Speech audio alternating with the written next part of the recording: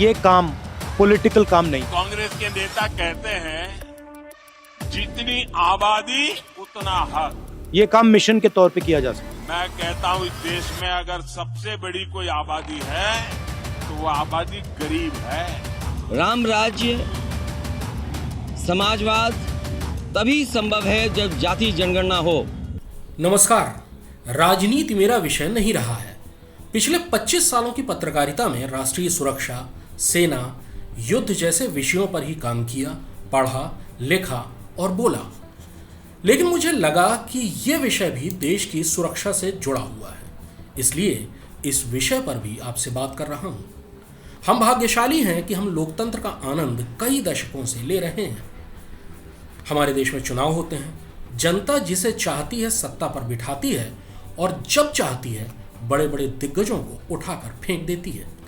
लेकिन अगर चुनाव के मुद्दे विदेशों के थिंक टैंक तय करें और मीडिया के जरिए उन्हें फैलाया जाए, बाद में देश के राजनीतिक दल उन्हीं मुद्दों पर चुनाव लड़ें, तो आशंका होती है, खासतौर पर तब जब वो थिंक टैंक जो हमेशा से अंतर्राष्ट्रीय साजिशों का हिस्सा रहे हों, देश के चुनाव के मुद्दे तय करें तो डर गहरा जाता है। इस बार ऐसा ही हुआ है।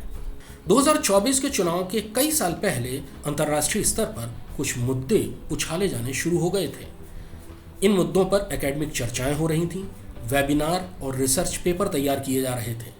इन्हें ट्विटर पर फैलाया जा रहा था, जहां इनके साथ ऐसे टैग्स और कैचवर्ड लगाए गए कि वो ज़्यादा से ज़्यादा लोगों को आकर्षित कर सकें। ये कवायद 2021 से 2024 तक लगातार जारी रही। ये मुद्दे थे जातिवाद और उसके बहाने जाति जनगणना, भारत में बढ़ता हुआ हिंदुत्ववादी एजेंडा और मुसलमानों पर मंडराते हुए खतरे।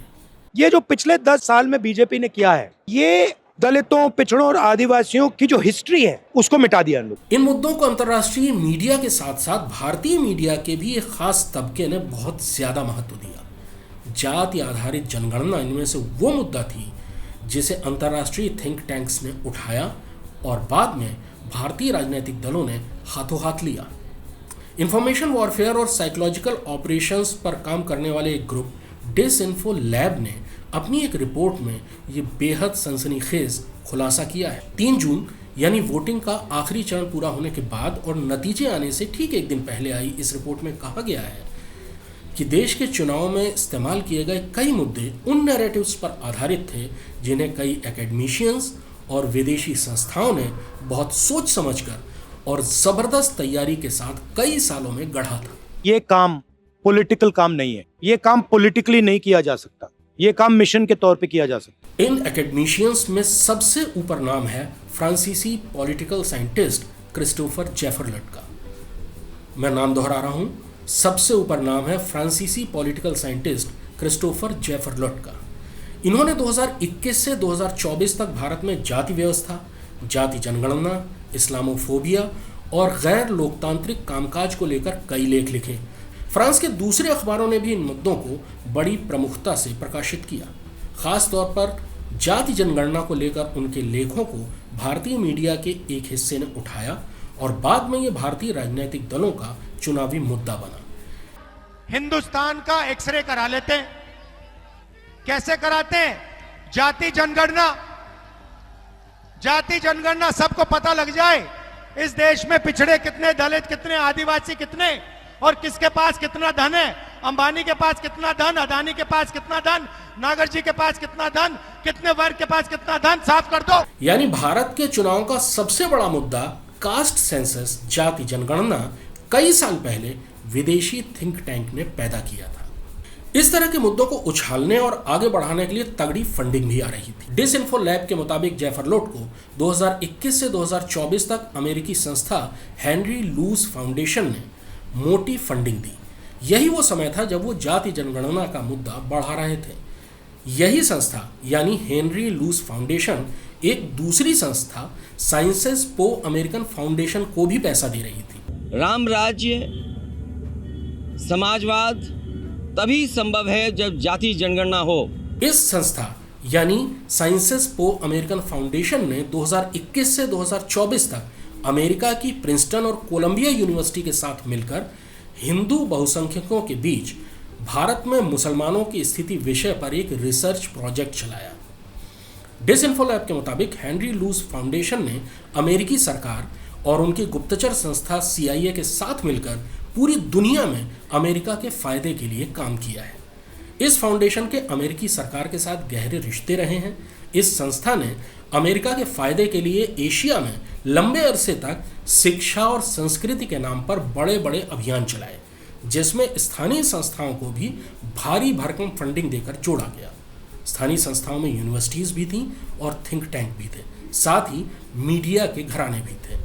इन अभियानों के जरिए उन देशों को अमेरिका के मुताबिक नीतियां बनाने के लिए मजबूर किया गया या वहां की सरकारों को ही बदल दिया गया। इस रिपोर्ट के मुताबिक भारत के कई एकेडमिक रिसर्च संस्थाओं और मीडिया के एक हिस्से को इस नैरेटिव को गढ़ने के लिए इस्तेमाल किया गया, ठीक उसी तरह जैसा दशकों से किया जाता रहा है। भारतीय जनता पार्टी को सबसे ज्यादा नुकसान उत्तर प्रदेश, महाराष्ट्र और पश्चिम बंगाल में हुआ है।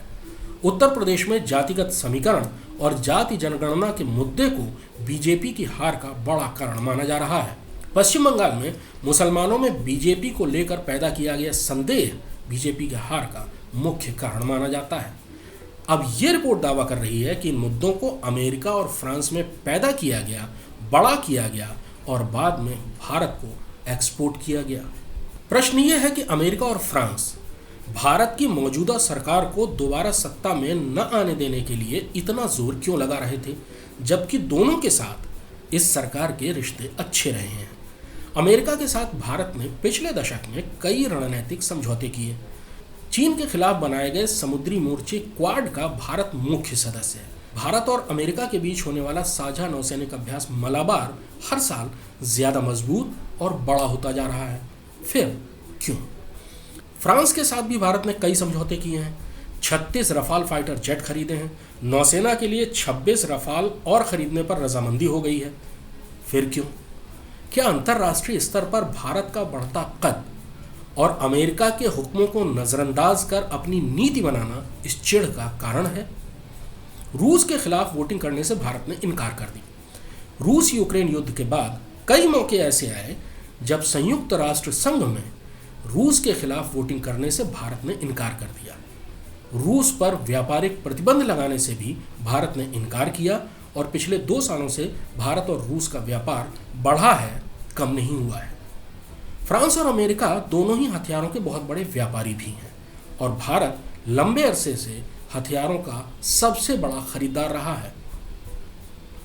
मोदी सरकार ने रक्षा के क्षेत्र में आत्मनिर्भर बनने का बड़ा फैसला लिया था।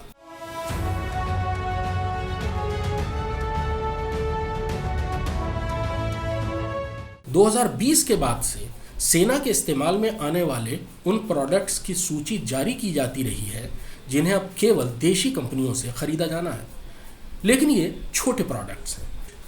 बहुत बड़े बड़े सौदे भी इस सरकार ने विदेशी कंपनियों से छीनकर स्वदेशी कंपनियों को दिए हैं। जैसे हिंदुस्तान एरोनॉटिक्स लिमिटेड को 180 फाइटर जेट तेजस बनाने का ऑर्डर दिया गया है। ये करोड़ों अरबों रुपए का ऑर्डर है। स्वदेशी लड़ाकू हेलीकॉप्टर्स का भी ऑर्डर हिंदुस्तान एरोनॉटिक्स लिमिटेड को ही दिया गया है। ये भी बहुत बड़ा ऑर्डर है।